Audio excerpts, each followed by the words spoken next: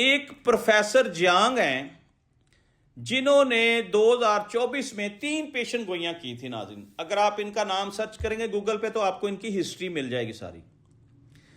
پہلی ان کی جو پیشن گوئی تھی کہ جی ٹرمپ الیکشن جیت جائے گا، وہ سچ ثابت ہوئی. دوسری ان کی پیشن گوئی تھی کہ ٹرمپ ایران پر حملہ کرے گا، وہ بھی سچ ثابت ہوئی. تیسری ان کی پیشن گوئی تھی کہ ایران سے امریکہ جنگ ہار جائے گا. یہ بہت بڑی بات ہے، ابھی اس کا فیصلہ ہونا باقی ہے.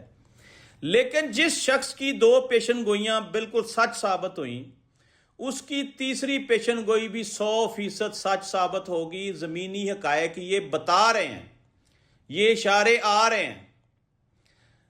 ناظرین، اسرائیل اور امریکہ ان ایکسپیکٹڈ اس جنگ میں چلے گئے ہیں.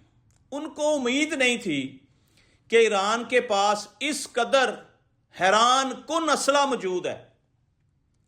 ایران کے پاس ایسے ایسے میزائل ہیں کہ اسرائیل اور امریکہ ان کو روکنے میں ناکام رہا.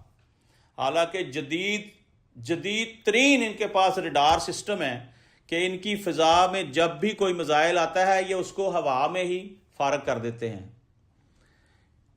کیسے ان کے پاس میزائل ہیں ایران کے پاس کہ انہوں نے ایسے میزائل ان کے ٹارگٹ کیا ان کے تل ابیب کو کہ ان کا جو سیکیورٹی سسٹم تھا وہ اس میزائل کو روک نہیں سکا.